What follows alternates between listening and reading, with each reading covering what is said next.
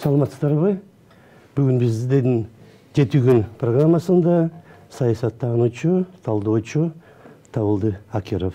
Рахмат сизге, ишенбегине келип программага катышканыңыз үчүн. Өткөн аптадагы окуяларды анча-мынча тизмектеп көрсөк.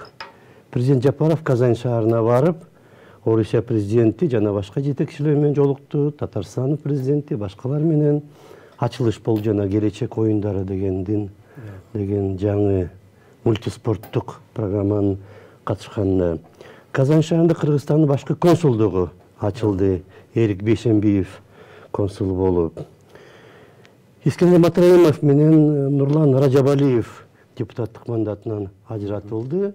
Өз арызын жазыптыр Искендер Матраимов. Мурдагы депутат Беш Сары компаниясынын негиздөөчүсү Жолдошбаев Камчыбек кармалды. Эмгек жана социалдык камсыздоо министринин ордун басары Улан Чаначев деген жигит дагы кармалды. Албетте жумуштан, кызматынан алынды. Мурдагы министр Динара Кутманова жана анын уулу Кемелбектин иши сотко берилди дейт. Орус-Кыргыз өнүктүрүү фонду быйыл цемент жана кафель чыгарган ишканаларды иштетебиз деп атат. Баштайт ишин.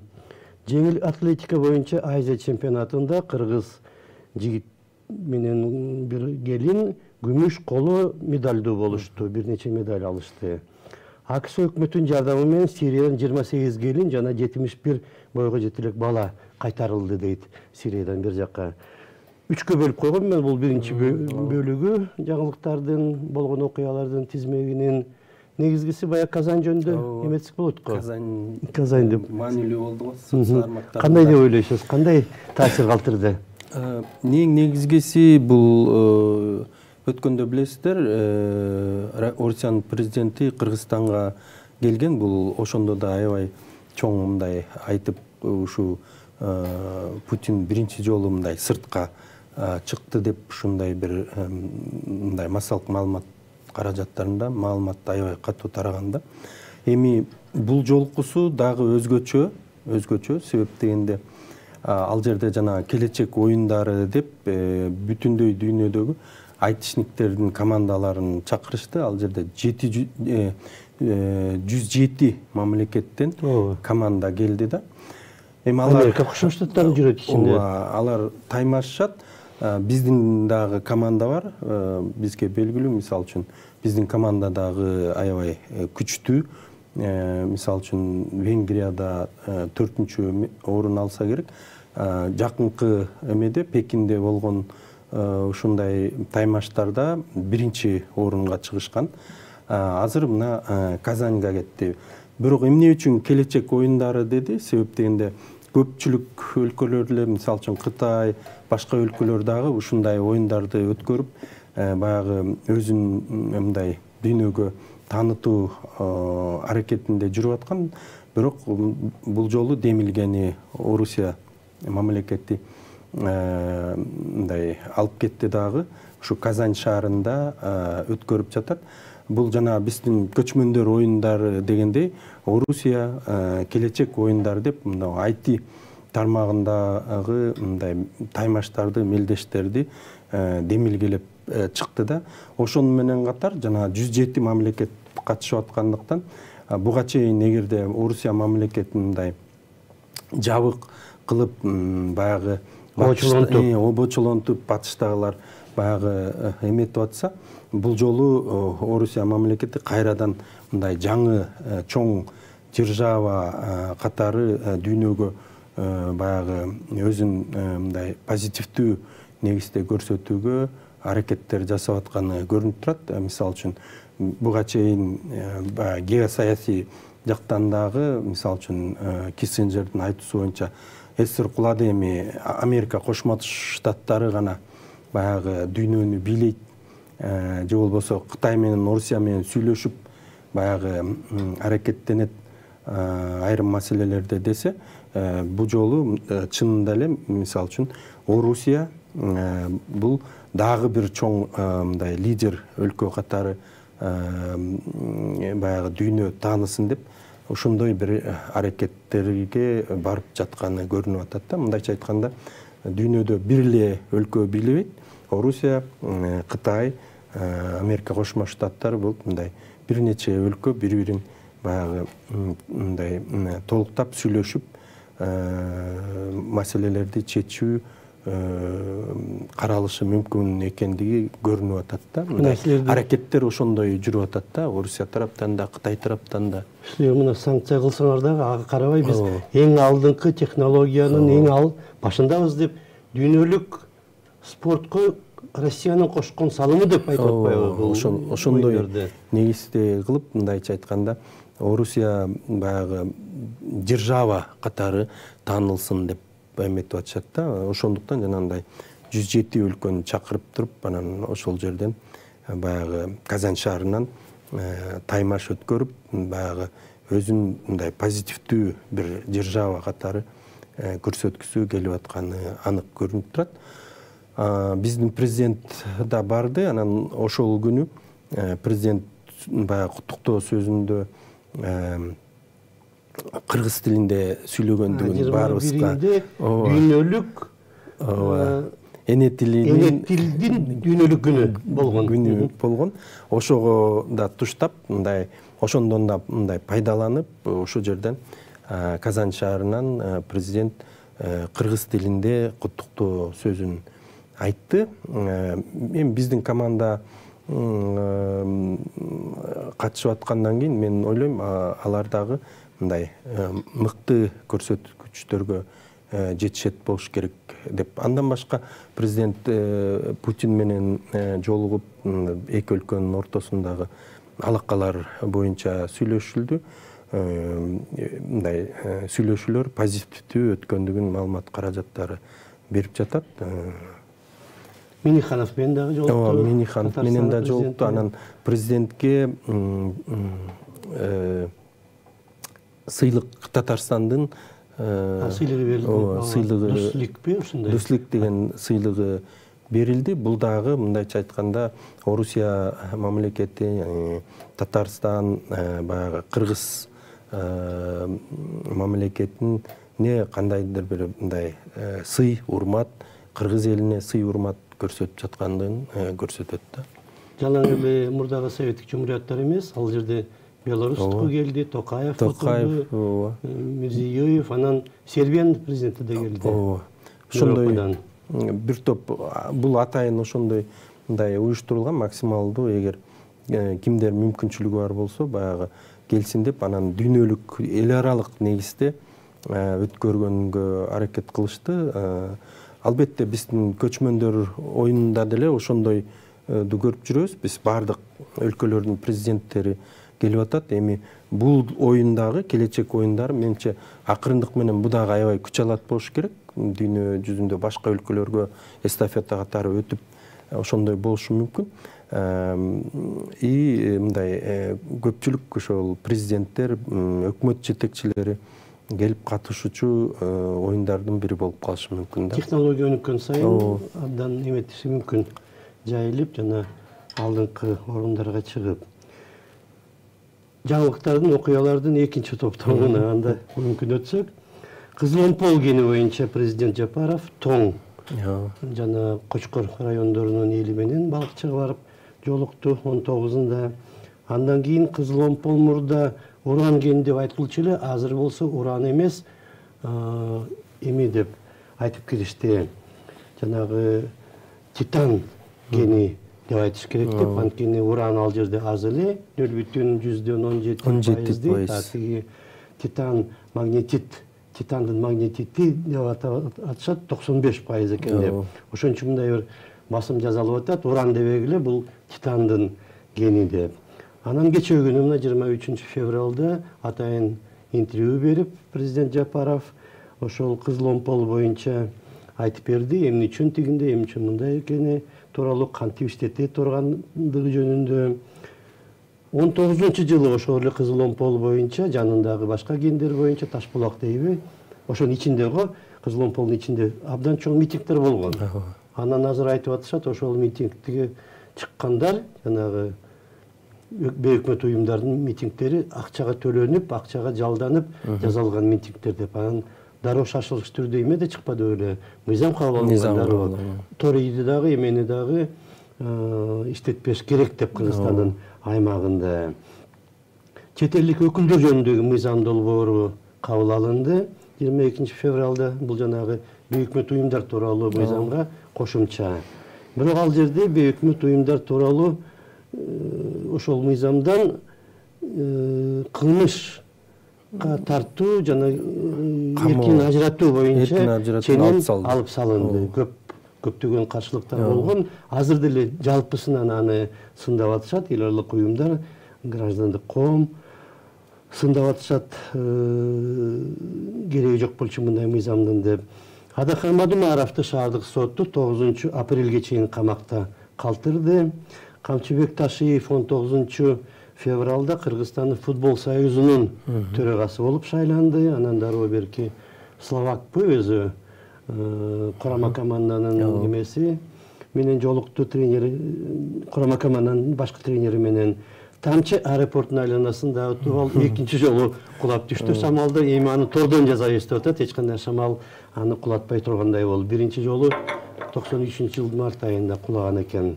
Ушул окуялардын ичинен негизгиси Кызыл Омпол. Кызыл Омпол болуп калды го, соц тармактарда да катуу талкуу болуп атат.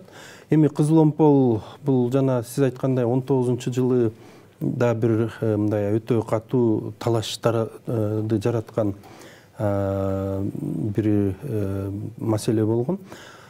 Анда мисалы үчүн кайсы бир компанияга лицензия сатылып кеткен дагы, анан ошол Азия деген Россия компания экен. Ошонун тегерегинде эмне үчүн мындай эл билбейт, элден жашыруун сатылат дегендей негизде болуп барып туруп, анан катуу талкуу болуп, чоң мындай талаш жаратып, анан аягында жанагындай мыйзам кабыл алынып, ушу уран иштетүүнү такыр токтотуу боюнча мыйзам кабыл алынып кеткен да.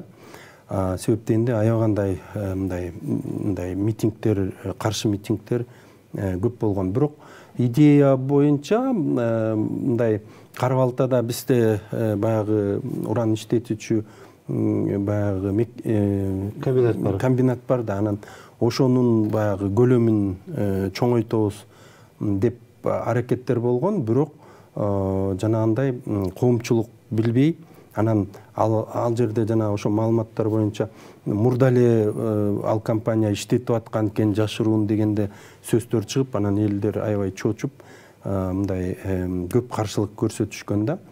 Бирок мынакей президент Садыр Жапаров барып, өзү бардыгын элге айтып, ошондой түшүндүрүп келип, анан кече кабар агентствосуна да интервьюсун жарыялаптыр. Ал жерде бүт баарын төкпөй чачпай айтып берип атат. Ошо кайсы кендер канча процент экенин. Анан ошого жараша жанагы урандын проценти бул 0,17, 117 гана процент, мындайча айтканда эң ошол кендердин ичинде бир 7-8 кен экен. Ошонун ичинен эң азы уран деп айтып атат да. Анан бирок биз дейт ошол кендердин баарын иштетсек, мындай ал жерден алып Кара-Балтага алып келип, Кара-Балтадан иштетип чыгабыз дагы, анан каалаган өлкөгө сатсак болот деп жатат. Анан ошолордон бир эле жанагы кенден мисалы үчүн 2 миллиардка чейин акча алсак болот экен, эмнеге иштетпесек болбойт деп ошондой негизде түшүндүрүп атат. Эми мен ойлойм, мындай илимдер академиясындагы жанагы окумуштуулар, буга чейин өкмөттө иштеген айрым баягы специалисттер дагы сот тармактарда айтып атат, ошондой кандай негизде иштетсе болот деп. Ушундай негизде мындай бардыгын элге жакшы түшүндүрүп айтса, анан Садыр Жапаровдун айтуусунда да жана мамлекет өзү иштетет деп атат да, мындайча кандайдыр бир компания эмес, мамлекет жеке менчик эмес, мамлекет өзү иштетет деп айтып атат да. Анан менче эгерде ушундой коомчулукка бардыгын так туура айтып берсе, түшүндүрүп Анан менче баягы иштетсе болот болуш керек. Мисалы үчүн Казакстанда же башка жакта деле уранды иштетип атат. Ал эми бизде болсо жанагындай тыйы салып койгон. Тыйы салып, анан урандан башка дагы баягы кендерди иштетебиз. Титан бар деп атпайбы. Мына титан, аябай фосфор деп жакшы деп атат. Бирок торийди президент айтты, торийди биз иштетпейли. Себеп дегенде ал келечекте анын баасы дагы көтөрүлөт. Ошондо биз торийди иштетсек, иштетет, бирок сатпайт. Иштетет, бирок сатпайт. Анда ошондо көбүрөөк мындай пайда табабыз деп ошондой айтып атат да. Мындайча айтканда баардыгын тең ушундай илимий негизде аябай тыкыр изилдеп туруп, анан жанагындай кандай жол менен иштетет, аны кантип ташып келет кара балтага, ошолордун баарын тең так баягы элге түшүндүрүп аракет кылышса, мисалы үчүн мындай анчейин каршылыктар болбош керек деп ойлойм. А эгерде канчалык элден жашырса, канчалык элден мындай элге айтпай, маалымат бербей өзүнчө аракеттенсе, анда элде мындай күмөн жаралат, шек саналат дагы, анан каршылыктар болушу мүмкүн да. Анткени түшүнбөсө эл баягы сөз жок түрдө мындай билгиси келет да, эмне үчүн мындай болуп атат деп. Анан мындан башка дагы жана бизде көп эле мындай ушундай иштерди аткарганда кызыкчылыктар көп да. Мисалы үчүн жакынкы эле биздин чет мамлекеттерди албай эле, жакынкы эле биздин коңшулар деле мисалы үчүн башка эле өндүрүштөрдө каалабайт Кыргызстан ошол конкурент болсун деп каалабайт да. Анан аларда кызыктар болот да, ушул кендер же болбосо башка өндүрүштүн тармактар иштебей турганда. Мисалы үчүн бизде Кара Балтада бир сахар заводу бар, могу Кант жакта да бир сахар заводу бар. Бирок алардын көлөмүн көтөрсөк болот, бирок тескерисинче биз башка жактан сахар ташып келип атпайбызбы? Көрдүңүзбү? Бул жерден кызылча иштетип, аны чалабыла иштетмиш болобуз.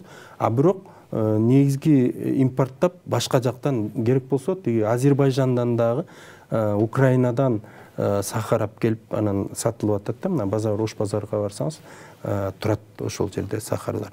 А ошонун баары тең, ушул уякта канча кызылчаны, канча жерибиз бар. Мисалы үчүн чүй, могу көл тарап баары тең кызылча менен эметсе болот, таласка өстүрсө болот. Бирок мындай ошондой кызыкчылыктар менен баягы ошол биздин эле бизнесмендерди алып келип аткан. Азербайжандан деле, тиги Украинадан деле, башка жактан, Казакстандан алып келип атышат.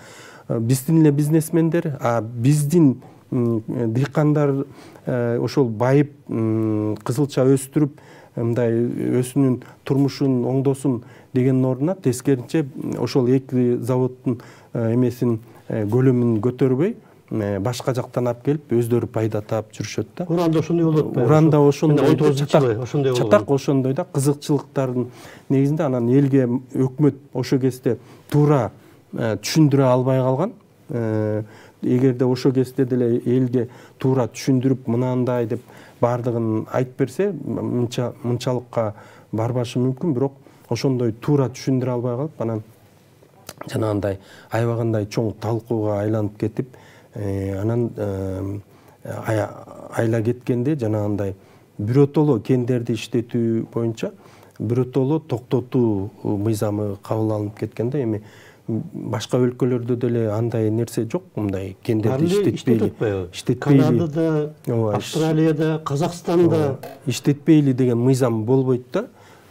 Бирок бизде ошондой баягы чырды токтотуш үчүн айласынан ошондой мыйзам кабыл алууга барган да өкмөт. Анткени өзү өкмөт элге мындай маалымат берип, туура түшүндүрө албай калган да. Мисалы үчүн мына ЕАЭП уюму бар. Чегаралар болбош керек деп. Казакстан ичинде мүчө. Россия, Беларусь, Кыргызстан. Анан чегарада дайым эле маселе чыгат. Бир нерсе болсо эле, силер тигин туура эмес кылыпсыңар, муну туура. Анда уюмдун кереги эмне эле? Уюм ошо чегараларды жоёл деген үчүн жасалганда, жанагы бажы тоскоолдуктар болбосун деп. Атайын Евразиялык жанагы бажы биримдиги, туурабы? Анан кайрылы андай уюм жок сыяктуу аракеттенишет бири-бирине. Жанагы уранды дагы 19-жылы абдан таң калыштуу болгондо, эмне үчүн аны бүт дүйнөдө өндүрүп атса, акча жазап, аны сатып, технологиялар өсүп атса, а биздики тыюу салып койгону. Бул өтө мындай эме да. Сырттан аябай таасир болгон сыяктуу. Сырттан таасир болушу мүмкүн. Себеп дегенде бул жерде мисал үчүн ошол уранды кайсы өлкөгө сатат, маселе ошондон да. Анан эгер тияка сатылып кетсе, анда алар бизге конкурент, же бияка сатылып кетсе, булар бизге конкурент деген негизде анан ар бир тарап өзүнүн кызыкчылыгында аракеттерди жүргүзө баштайт да. Ошондуктан мындай элге туура баягы маалымат берип, анан менче ошо туура жана мамлекет өзү мойнуна алып, өзү иштетет деген туура да. Анткени жана жеке компанияларга бергенде деле алардын дагы артында кайсы мамлекеттер турат, же кандай бир мындай күчтөр бар, ошолор аркылуу дагы мындай күмөн жаралышы мүмкүн да. Ал эми мамлекет өзү баягы аракет кылат дегенде мындай өлкөнүн гана кызыкчылыгы болуп калат да. Бүт казнага түшөт. Ооба, бүт казнага түшөт. Бир гана нерсе бул жанагындай коррупцияга алдырбай, бардыгын түз жакшы иштетип, мындай элге дайыма туура отчетун берип көрсөтүп турса, менимче анын эч мындай эмеси жок. Мисал үчүн кайсы гана учур болбосун, баары бир ал жердеги кендер иштетилиши керек болот. Кайсы гана учур болбосун, себеп дегенде мына өткөндө бир өкмөттө мурда иштеген специалисттер айтып атат, ал жерде деген бир эле жеринде эмес, башка жактарында да 5-6 жерде кендер бар депчи. Ошол эле кендер 5-6 жерде бар деп. Анан кийин кандай гана болбосун, баягы эгерде ал мындай чийки болбосо, баягы иштете турган убактысы келсе, жетилсе, анда аны иштетип, өлкөнүн пайдасына мындай жумшаса болот да. Эгерде чийки болсо, анда жанагындай атайын специалисттер аны айтыш керек. Бул жери болбойт. Кайсы жери мындай ошол азыр жетилип турат, иштетсе болот деп ошолордун баарын аныктап, анан кийин мындай иштетсе менимче туура болот. Биздин убактыбыз мына 7 мүнөттөй калыптыр. 3-чү топтомду мен эметип берейин, кээ бир жаңылыктарды 3кө бөлүп койгом. Мына сержант мындан бир 10 чакты күн мурда Жылдыз Асанакунова деген сержант жазып чыкты эле, Караколдогу аскерий бөлүктө зордук, зомбулук болуп атат, жетекчилик жакшы иштебей атат деп. Ал жетекчилик дароо анын баары туура эмес, такталган жок деди эле. А бирок мына өткөн жумада ал жетекчиликти башчысынан тартып, дагы бир нече жетекчини камакка алды. 21-чиде биз айтып кеттик, эне тил боюнча элек күн белгиленди. Спикер Шакиев 4-класска чейин бардык балдарды кыргыз тилинде гана окутуш керек деп Казакстандын мисалын келтирди. Бирок аякта анчалык эмес экен. Ооруканаларда медиктерге чабуулдар уланууда. Декабрда бир уруп кетти эле бир бейтаптын тарапташтары. Бул жолу дагы бир медайымды боюнда бар, медайымды уруп кетиптир. Жакшы эмес көрүнүш да. Ар башка региондон келген 56 мугалимдин ичинен аттестациялык тесттен бир гана мугалим өтүптүр. Орус драм театрынын артисти Александр Марусич 72 жашында кайтыш болду. Илелекте Ак суу тоосунда, Капчык айында 16 февралда жоголгон орусиялык альпинист Евгений Глазуновдун денеси табылды. Жеке менчик ооруканалар менен бейтапканаларды мекеме аралык комиссия текшере баштады. Бир тартипке келтириш керек да. Жеке менчиктүү эле өз оюна, өзү кандай кааласа болбош керек го тартиптер. Улуу Британияга жайында барып иштеп кетүүгө кыргыз жарандары арасында сынак өткөрүлө баштады. Каттоо бильярдтын пирамида түрү боюнча жаштар арасында Бишкекте дүйнө чемпионаты башталды. 3 мартка чейин уланат экен. Жанагы Казандагы келечек оюндарда 3 мартка чейин уланат, азыр өтүп жатат. Ушулардын ичинен балким жанагы армиядагы зомбулукту эметсек, кандай дейсиз? Эмне үчүн деги эле бул болуп атат ушундай окуя? Эми армиядагы зомбулук буга чейин эле болуп келген. Мисалы үчүн СССР учурунда деле бар болчу да мындай зомбулуктар. Эми биринчи себеби ушул СССР учурунда жанагы бир мисалы үчүн кесилген адамдарды аскерге албачу да ал кезде. Бирок кийинчерээк кайра ошону карап чыгып, анан жеңил кылмыш кылган адамдарды алса болот деген чечим чыгып, анан ошол адамдарды дагы аскерге чакыра баштаганда, мисалы үчүн Уругески же ушундай бир мындай жеңил кылмыштагы адамдарды, мисалы үчүн адам өлтүрүп же болбосо кандайдыр бир чоң баягы кылмыш кылгандарды эмес, беркиндей жеңил кылмыштагыларды ала баштаган. Ошондон кийин күчөп кеткен да, себептен да алар баягы отуруп чыккан, 1-2 жыл отуруп чыккан да кандай гана болбосун. Анан көрүшкөн, анан ошондой кылып тиги жактан дагы мисалы үчүн өздөрү бир аз көбүрөөк кызмат кылып алгандан кийин баягы жаш жаңы келген аскерлерди мындай зомбулукка алып, уруп, баягы иштетип, ошондойлорго өтө баштаган, катуу сабап өлтүрүп койгон учурлар да болгон. Кийинчерээк мына СССР жоюлгандан кийин биздин аскерде дагы ошол уланып келди. Аябай бир учурларда аябай күчөп кеткен. Күчөп кетип, анан ошол себептеринде жанагы аскер башчылары, жетекчилер, офицерлер өздөрү дагы кызыктар болгон да, себептен де баягы тартип болсун, тартип болсун деп ушундай кыргызчылык түшүнүк менен көбүнчө болгон да. Анан кийин аларга дагы жанагындай кызматтан алып, мындай катуу чаралар көрүлгөндө бир аз токтогон, себептен де жанагы көпчүлүк балдар, ошол зомбулукка кабылган балдар өздөрүнүн өмүрүнө кол салып, көбү асынып алган, ушундай окуялар болгон. Ошондуктан аскер жетекчилерине катуу баягы талап коюлганда, кызматтан алып баштаганда бир аз басаңдап калганда. Бирок бул учурдун, жакынкы арада чыккан учурдун өзгөчөлүгү бул жанагы аскер башчылары, офицерлер өздөрүнүн бирөө кемчиликти айтып атса жашырып атпайбы? Жашырып, ошондой кылып анан өздөрү дагы жанагындай катышып жаткандыгында болуп атат да, өздөрү дагы кол көтөрүп уруп аткандыгы болуп атат. Бул өтө туура эмес. Анан эң негизгиси бул жашыруу аракети көп болду да. Мисалы үчүн Асан Акунова айткандан кийин да комиссия барып, анда да таза эчтеке жок экен деп айткан кишини кайра күнөөлөгөнгө аракет кылышты да. Кийин жагында чындап текшере келгенде баардыгы тең чыкты. Мынакей азыр демек өйдө жактан мындай өкмөр болуп атат да. Ошондой ичара жаап, эми аскер бөлүктө ошондой дайыма жашырып коюп ичара чечишип алалы дешет да. Бирок ичара чечкенде маселе толугу менен чечилбей калат да.